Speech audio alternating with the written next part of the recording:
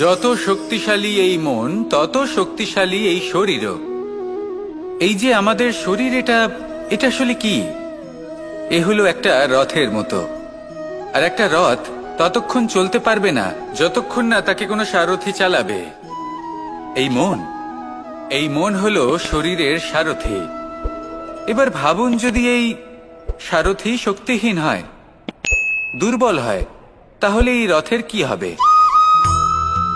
এটা উচিত পথে চলতে পারবে না, উচিত গতিতে চলতে পারবে না, মন মতো স্থানে এটা পৌঁছতেও পারবে না।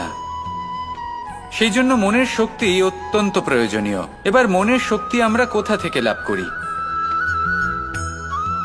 দৃঢ়তার শক্তি থেকে। এবার এই শক্তি আমরা কিভাবে বাড়াতে পারি? আমরা প্রতিদিন কিছু নতুন স্থির করি, কিছু ছোট কিছু বড়। আর যেই আমরা নতুন কিছু পূর্ণ করি, আমাদের মনের শক্তি বেড়ে যায়। আর যদি পূর্ণ না করতে পারি, মনের শক্তি কমে যায়। একটা দেওয়ালের মতো ছোট ছোট ছোট ছোট শিলা আমরা একটার পর একটা স্থাপন করে একটা দেওয়াল তৈরি করি। এতগুলো পাথর যখন একত্রিত হয়ে যায়, তখন এমন এক দেওয়াল তৈরি হয় যাকে ভাঙা প্রায় অসম্ভব হয়ে দাঁড়ায়। সেরকমই হয় মন এবং দৃঢ়তা। ছোট ছোট কাজ করে নিজের লক্ষ্য পূর্ণ করুন। এই লক্ষ্য যদি পূর্ণ হয়, তবে মনের শক্তি বাড়বে। কিছুটা এইভাবে যে যত বড়ই বিপদ আসুক না কেন, সেই বিপদ নিজে হার মেনে নেবে, কিন্তু আপনার মন ততটাই শক্তিশালী থাকবে।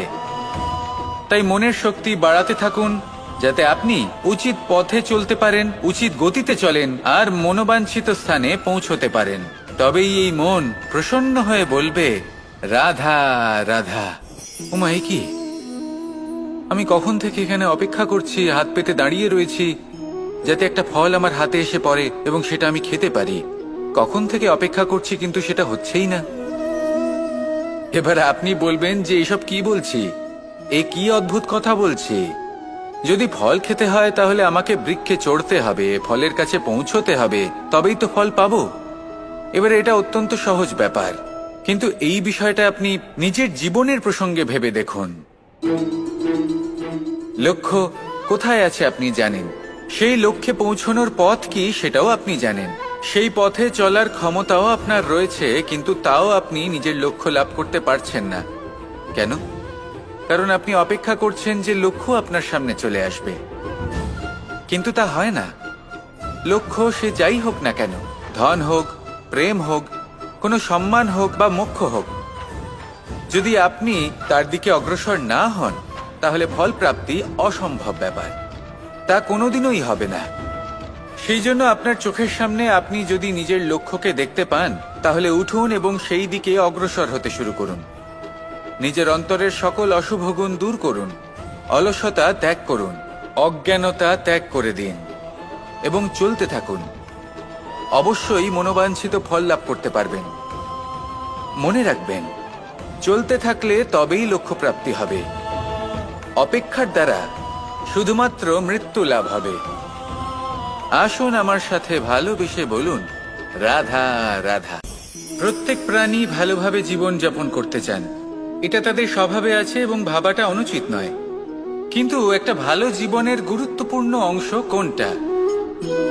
বসবাসের স্থান। সেই স্থান যেখানে আমরা জীবন অতিবাহিত করি। এবার মানুষ ভাবতে পারেন যে একটা ভালো বাসস্থানের অর্থ কি? সেই স্থান যেখানে সহজে জল পাওয়া যায়, যেখানে শুদ্ধ বায়ু পাওয়া যায়, যেখানে আনাজ উৎপন্ন হয়।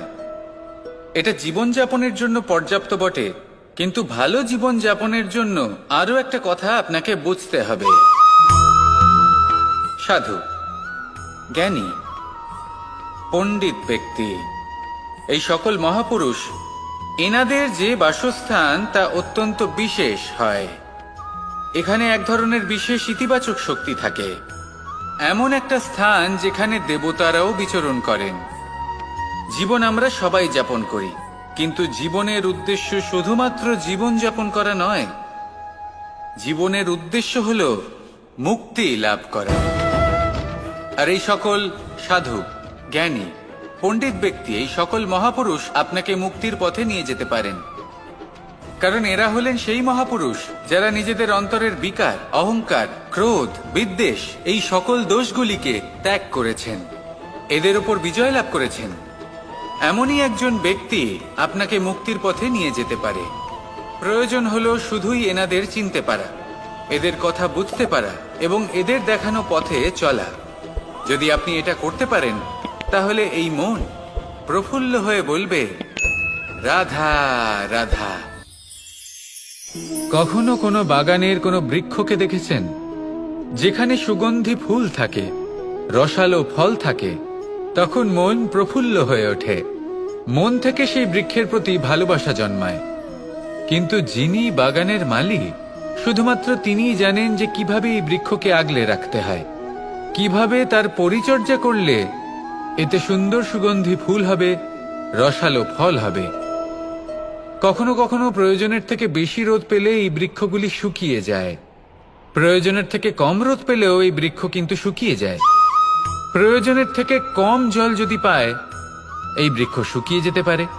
প্রয়োজনের থেকে অতিরিক্ত জল যদি পায়, তখনও এই বৃক্ষের শিকড়গুলি নষ্ট হয়ে যেতে পারে। এবার এটাই কিন্তু আমাদের সংসারের সাথেও হয়। আমাদের সংসারের সকল প্রতিভাশালী ব্যক্তি, যেমন লেখক, বিচারক, প্রবক্তা, যোদ্ধা, এদের সবার ক্ষেত্রে এই কথাটাই প্রযোজ্য। যদি বেশি প্রশংসা করা হয়, তাহলেও এরা হারিয়ে যাবেন। প্রয়োজনের থেকে বেশি যদি নিন্দা করা হয়, তখনও তারা নত হয়ে পড়বেন। তাহলে আপনি এদের রক্ষা করুন এবং নিজেদেরও। মনে রাখবেন একটা কথা, জেনে রাখুন কখন কোন নিন্দায় আপনি লজ্জিত হবেন না, আর কখন কোন প্রশংসার দ্বারা নিজের মধ্যে অহংবোধ জাগ্রত করবেন না। এই মন সুপ্রসন্ন হয়ে বলবে, রাধা রাধা।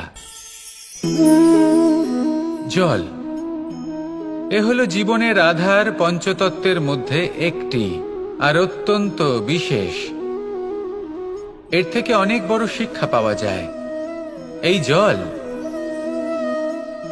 গন্তব্যের বিষয়ে এর স্পষ্ট ধারণা আছে, ও জানে ওর লক্ষ্য কি, আর প্রয়াস করে ততদূর সে পৌঁছেও যায়।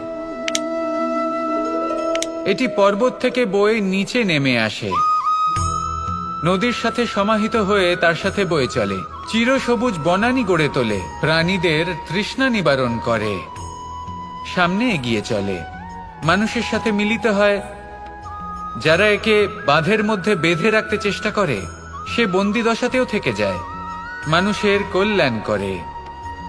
তারপর বাঁধ থেকে মুক্তি পেয়ে এগিয়ে চলে, কোথাও ধাক্কা খায়, কোথাও বাধা পড়ে, কোথাও যদি পথ খুঁজে না পায়, তাহলে পথ খুঁজেই নেয়, আর যেখানে পথ থাকে না সেখানে পথ বানিয়ে নেয়, আর শেষ পর্যন্ত নিজের লক্ষ্যে পৌঁছেই যায়, অর্থাৎ সমুদ্রে গিয়ে সমাহিত হয়ে যায়। আমাদেরও কিছুটা এরকমই হয়ে উঠতে হবে। যেখানেই যাবেন সকলের কল্যাণ করুন, সামনে এগোন। আপনি কোথাও পড়ে গেলে, ধাক্কা খেলে আঘাত লাগবেই, উত্থান পতন লেগেই থাকে। সামনে এগোতে থাকুন। কোথাও পথ না পেলে তা খুঁজে নিন, কোথাও পথ না থাকলে তা বানিয়ে নিন। নিজের গন্তব্যের কথা সব সময় মনে রাখুন। শেষ পর্যন্ত নিজের মোক্ষ লাভ আপনি অবশ্যই করবেন। আর আমার সাথে ভালোবেসে বলুন, রাধা রাধা। জীবনের প্রত্যেক মুহূর্ত আমাদের কিছু না কিছু শিক্ষা দেয়, নির্ভর করছে আমাদের দৃষ্টিভঙ্গির উপর। যেমন নদী হলো আমার অত্যন্ত প্রিয়, নদীতে ভ্রমণ করতে আমার খুব ভালো লাগে। কি বলেন? নদীতে সবসময় নতুন কিছু থাকে, ও পুরনো কিছুই নিয়ে বসে থাকে না, সব সময় প্রবাহমান, কখনো থামে না। ততক্ষণ থামে না যতক্ষণ না সাগরে গিয়ে সমাহিত হচ্ছে। ঠিক এইভাবেই আমাদেরও উচিত নিজের জীবন অতিবাহিত করা, নদীর মতো।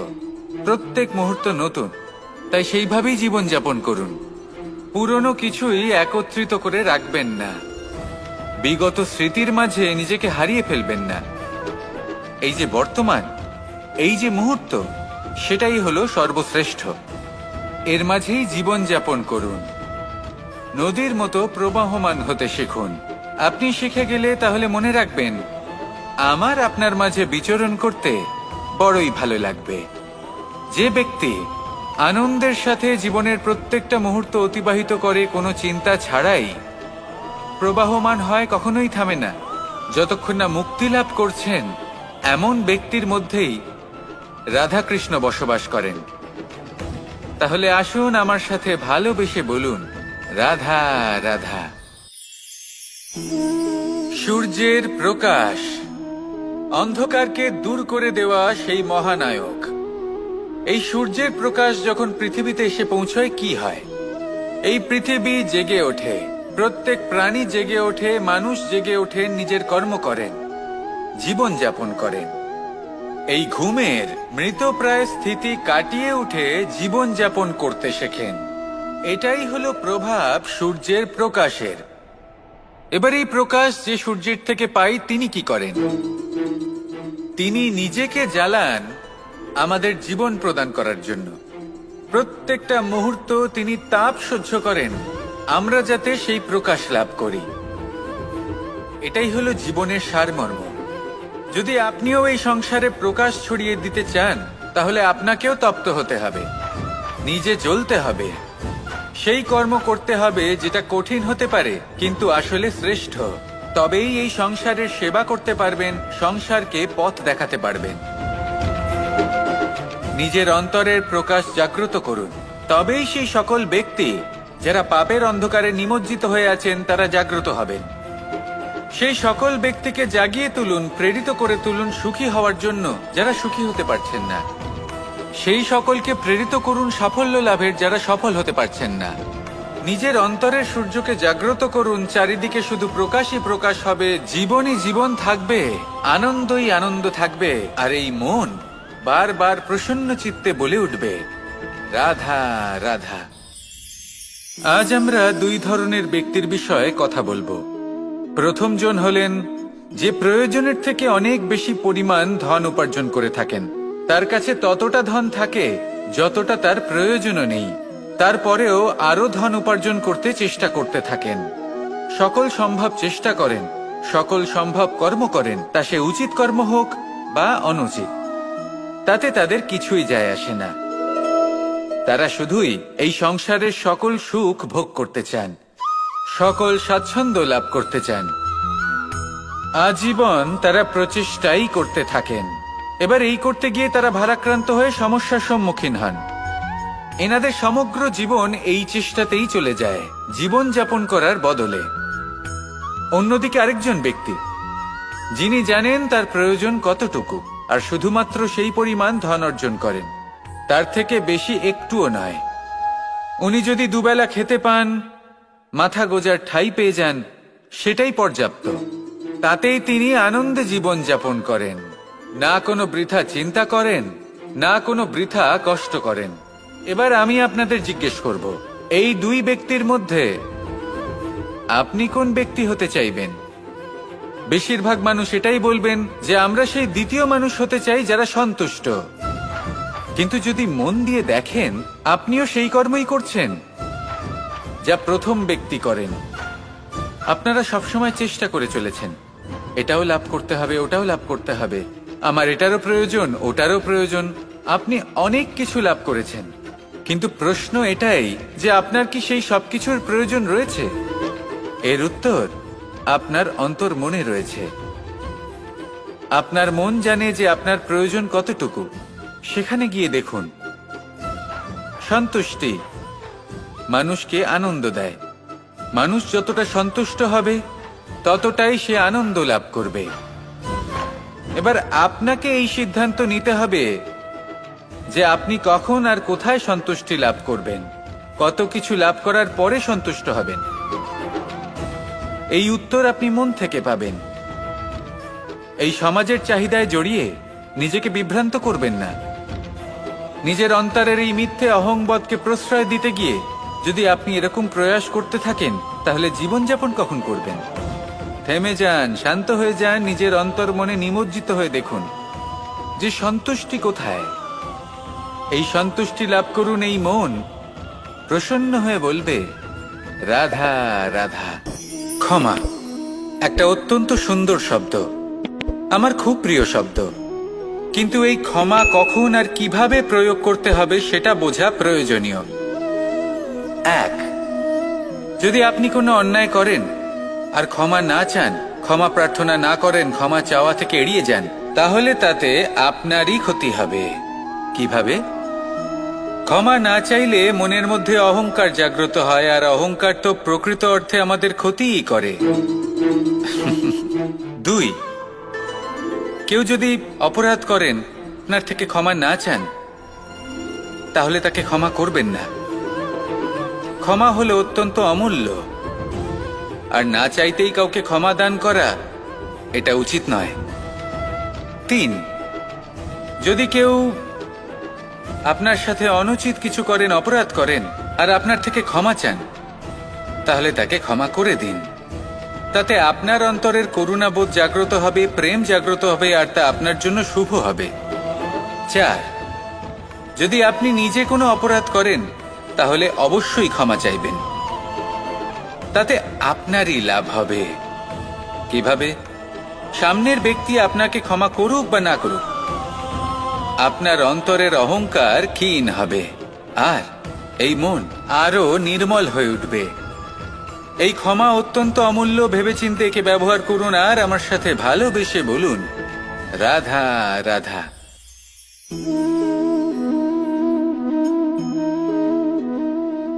ভোজনের দ্বারাই শরীর পুষ্টি লাভ করে। ছোটবেলা থেকে আজ পর্যন্ত যাই আপনার ভোজন হয়ে থাকুক, যাই আপনার আহার হয়ে থাকুক, সেই অনুসারেই আপনার শরীর গঠিত হয়েছে। এই ভোজন অত্যন্ত গুরুত্বপূর্ণ, সেই জন্য এর প্রত্যেক অংশকে বোঝা খুব আবশ্যক। প্রথম অংশ, যে আমরা কি গ্রহণ করছি, এই ভোজন কোন স্থান থেকে আসছে সেটা বুঝুন। দ্বিতীয় অংশ, ভোজন কে বানাচ্ছেন। এই ভোজন সর্বশ্রেষ্ঠ তখনই হয় যখন মাতার হাতে তৈরি করা ভোজন হয়। কিন্তু যদি মাতার তৈরি করা ভোজন আপনি প্রাপ্ত নাও করতে পারেন, তাহলে সেই ব্যক্তির ভোজন তৈরি করা উচিত যিনি সাত্ত্বিক। তৃতীয় অংশ, কোন স্থানে আপনি ভোজন গ্রহণ করছেন। যে স্থানে আপনি ভোজন গ্রহণ করছেন তা সাত্ত্বিক হওয়া উচিত। তাহলে অত্যন্ত গুরুত্বপূর্ণ। এবং চতুর্থ সবথেকে গুরুত্বপূর্ণ অংশ, তা হলো এই ভোজন আপনি যার দ্বারা প্রাপ্ত করেছেন, যেখান থেকে প্রাপ্ত করেছেন, যে স্থানে বসে আপনি ভোজন গ্রহণ করছেন, তার প্রতি কৃতজ্ঞতা প্রকাশ করুন এবং ভোজন পূর্ণরূপে সমাপ্ত করুন। তবেই এই ভোজন আপনাকে সুখী জীবন দান করবে, সুস্থ শরীর দেবে, আর এই মন তা সুপ্রসন্ন হয়ে বলবে, রাধা রাধা। আমি এখানে একা এই বনে বসে আছি, বাঁশি বাজাচ্ছি। কার জন্য? কে আছেন এখানে? কেউ নেই। আমার প্রজা, আমার রাজ্য, আমার পরিবার আমার থেকে অনেক দূরে আছেন। আমি এখানে একা এই বনে বসে এই আকাশের এই রঙের, গাছের এই সব ফলের, মাটির সুবাসের আনন্দ উপভোগ করছি। কেন? আমি হলাম দ্বারকাধীশ। এমন কি রাজকীয় বা ভৌতিক সুখ রয়েছে যা আমি ওখানে পেতে পারি না? সবকিছুই পেতে পারি, তাও এখানে বনে একা বসে আছি। কোন সুখ খুঁজে চলেছি? একা থাকার সুখ। আমরা প্রত্যেকদিন অনেক মানুষের সাথে, চিন্তাধারার সাথে, কর্মের সাথে, পরিস্থিতির সাথে, সুখ দুঃখের দ্বারা বেষ্টিত থাকি। জীবনের এই চক্রে আমরা জড়িয়ে পড়তে থাকি। যতই আমরা এই সমস্যার সমাধান করি, আমরা ততই এতে জড়িয়ে পড়ি। আমরা এতটাই জড়িয়ে পড়ি যে যখন আমরা আয়নায় নিজেদের দেখি, তখন আমরা নিজেদের চিনতেই পারি না। এমন মনে হয় যেন আমরা নিজেদের হারিয়ে ফেলেছি। সেই জন্য প্রত্যেক দিন আপনি কিছু সময় নিজের সাথে কাটান একান্তে। এটা অত্যন্ত আবশ্যক। নিজের অস্তিত্বের গভীরে গিয়ে দেখতে শিখুন, নিজেকে বুঝুন। অদ্ভুত শান্তির অনুভূতি হবে। যেমন এই বায়ু, এই বৃক্ষ, এই পুষ্প, এই নিসর্গ, এদের মতো আপনিও কখনো একলা হতে শিখুন। কখনো নিসর্গের একটা অংশ হয়ে দেখুন। এই মন প্রসন্ন হয়ে বলবে, রাধা রাধা। বাহ,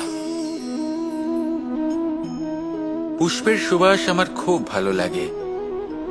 অত্যন্ত সুন্দর হয় এই পুষ্প। এইভাবে চারিদিকে পুষ্প দেখে মন আনন্দিত হয়ে ওঠে। এবার আপনারা ভেবে দেখুন, আমার চারিদিকে পুষ্প নয়, আগুন আছে। তাহলে কি হবে? আমার শরীর কি জ্বলে যাবে না? অবশ্যই জ্বলবে। শরীরকে কি আগুনের তাপ সহ্য করতে হবে না? অবশ্যই সহ্য করতে হবে। এটাই হলো প্রকৃতির নিয়ম। এই নিয়ম কিন্তু আমরা সবাই জানি, কিন্তু আমাদের মধ্যে বেশিরভাগ মানুষ এই বিভ্রান্তি নিয়ে বাঁচি যে এই যে প্রকৃতির নিয়ম, তা আমার ওপর প্রযোজ্য নয়। তা কিন্তু নয়।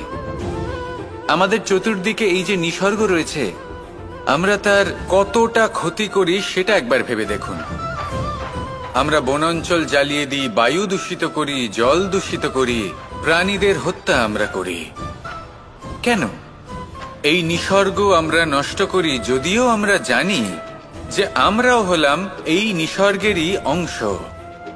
এবার দেখুন, শরীরের কোনো অংশে যদি আগুন ধরান, আস্তে আস্তে সমস্ত শরীরও জ্বলে যাবে। সেইভাবেই নিসর্গ যদি নষ্ট হয়ে যায়, তাহলে মনুষ্য জাতিও নষ্ট হয়ে যাবে। তাই এই যে নিসর্গ আপনি দেখছেন, এই পুষ্প, এই বৃক্ষ, বায়ু, জল, এদের সকলকে রক্ষা করুন, নষ্ট নয়।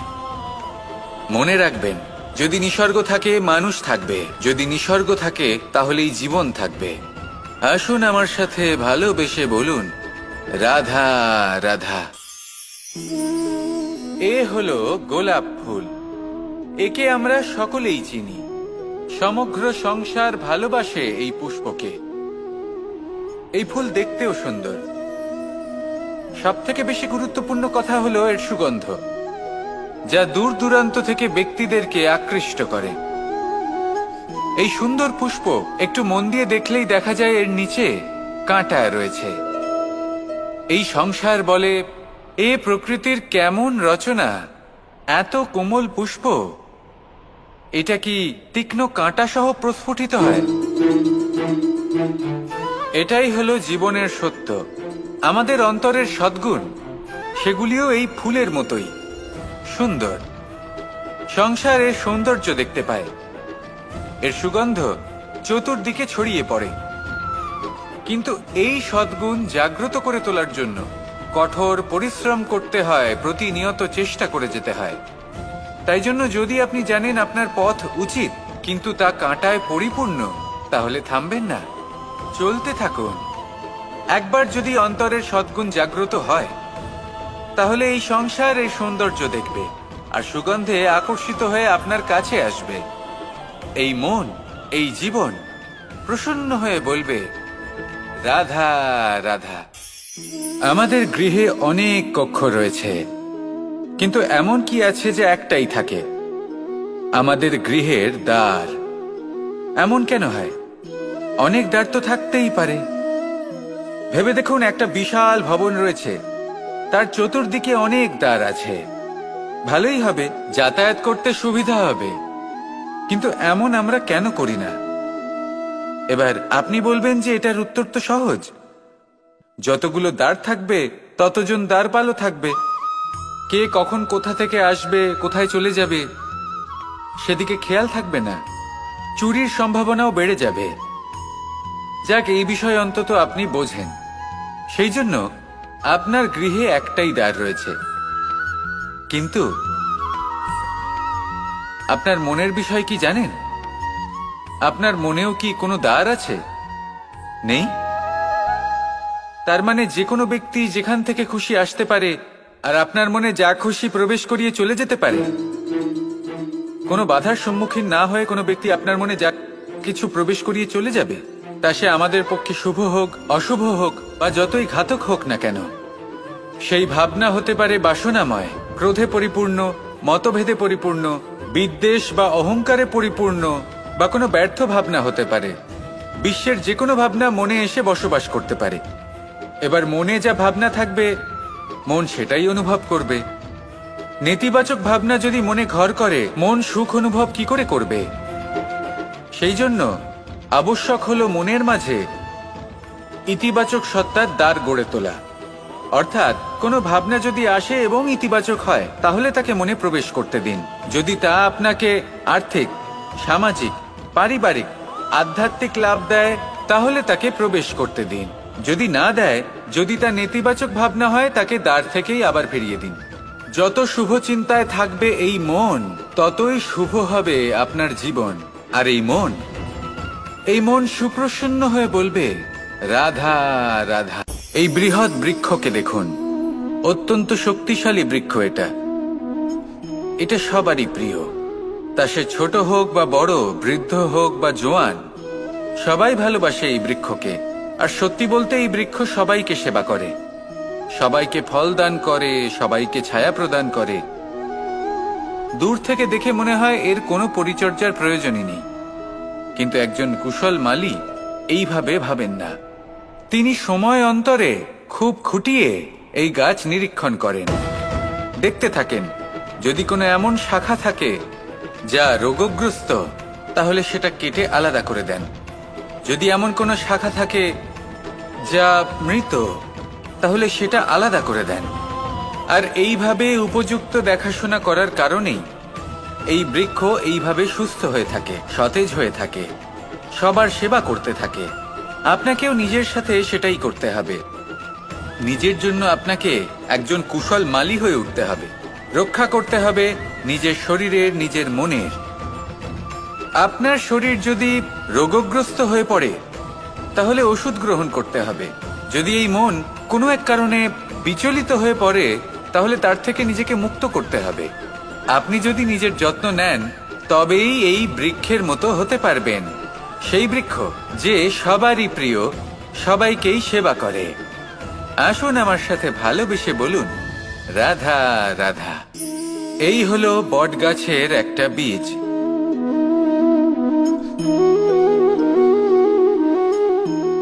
চলুন এটা রোপণ করা যাক, একটু জল দেওয়া যাক। এবার এখানে একটা বিশাল বটবৃক্ষ উৎপন্ন হবে। কিন্তু কিভাবে? এতে কে সাহায্য করবে? এটা সম্ভব কে করে দেখাবে? প্রকৃতি। আগে হ্যাঁ, এই সংসারে যা কিছু উৎপন্ন হয়, যা কিছু নষ্ট হয়, তার জন্য প্রকৃতি দায়ী হন। এই প্রকৃতির কারণেই তো রৌদ্র আসে, প্রকৃতির কারণেই বৃষ্টি হয়, জল পাওয়া যায়। তার কারণেই এই বটের বীজ তা এক বিশাল বটবৃক্ষে পরিণত হবে। কিন্তু একজন মানুষকে দেখুন, মানুষ বলবে এই বৃক্ষে আমার অধিকার রয়েছে। কেন? কারণ আমি এই বীজ বপন করেছি। এবার সমস্ত কাজ প্রকৃতি করবে আর সমস্ত শ্রেয় মানুষ নিয়ে যাবে। এটা কি উচিত? কখনোই নয়। এবার এর উত্তর প্রকৃতিতেই লুকোনো আছে। কখনো কোনো পাখিও এই বীজ রোপণ করে, সেখানে বৃক্ষ উৎপন্ন হয়, তাতে ফল আসে, সেই পাখি সেই ফল খায়, কিন্তু সেখানকার বাকি পাখি এবং প্রাণীদের সেই ফল খেতে বারণ করে না। সেই বৃক্ষের উপর নিজের অধিকার প্রমাণ করতে চেষ্টা করে না, সবার মধ্যে ভাগ করে দেয়। আর এটাই আমাদেরও করা উচিত। যা প্রকৃতি থেকে আসছে তা আবার প্রকৃতিতেই ফিরে যেতে দিন। এটা অত্যন্ত প্রয়োজনীয়। পাখিদের মতো হতে চেষ্টা করুন, তবেই আপনার এই মন আকাশে উড়তে থাকবে আর সুপ্রসন্ন হয়ে বলবে, রাধা রাধা। মোহনের বাঁশির এই সুর, এই সঙ্গীত কার না পছন্দ হয়? সবারই খুব ভালো লাগে। এবার এই সুর আসে কোথা থেকে? কেউ বলবেন কৃষ্ণের হৃদয় থেকে। সত্য কথা, এই সুর হৃদয় থেকে নির্গত হয় এবং প্রকট হয় এই বাঁশি থেকে। এই বাঁশিটাকে দেখুন, এই ছিদ্রগুলি দেখুন, প্রত্যেকটা সুর থেকে নিজস্ব একটা স্বর নির্গত হয়। এবার যে ব্যক্তি এই সমস্ত সুর এবং স্বর বুঝতে পারেন, এতে নিপুণ, তিনি এই বাঁশির দ্বারা যে সুর নির্গত করবেন তা তো মধুর অবশ্যই হবে। এবার জীবনের সাথেও কিছুটা এরকমই ঘটে। জীবনের কিছু নীতি থাকে, অর্থ, কুটুম্ব এবং আধ্যাত্মিক। যদি জীবনের প্রত্যেকটা মুহূর্ত সুখময় হয় এরকম আপনি চান, তাহলে এই তিনটি নীতিতে আপনাকে নিপুণ হতে হবে। কোনো একটি বিশেষ নীতির প্রতি যদি আপনি বেশি ঝুঁকে পড়েন, তাহলে বাকি দুই নীতি থেকে যা সুখ লাভ করা সম্ভব তা পারবেন না। ধন অর্জন করতে হবে পরিবারের জন্য, পরিবারের সুখ মনের শান্তির জন্য, মনে শান্তির প্রয়োজন মনের শুদ্ধতার জন্য। যখন এই মন শুদ্ধ হবে, জীবন শুদ্ধ হবে, পবিত্র হবে, সুন্দর হবে এবং ভালোবেসে বলবে রাধা রাধা। এটা হলো ধান গাছ। এর থেকে যে চাল উৎপন্ন হয় তা মানুষ গ্রহণ করেন। আর এটা কি? এ হলো জংলি ঘাস। একবার ভেবে দেখুন, যদি এই জংলি ঘাস ধান গাছের আশেপাশে থাকে তাহলে কি হবে? ধান উৎপন্ন হতে পারবে? তা উৎকৃষ্ট হতে পারবে? আমরা কি তা গ্রহণ করতে পারবো? কখনোই নয়। এই জংলি ঘাস ধানকে নষ্ট করে দেবে, কিন্তু নিজে জীবিত থাকবে। এটাই হলো আজকের শিক্ষা।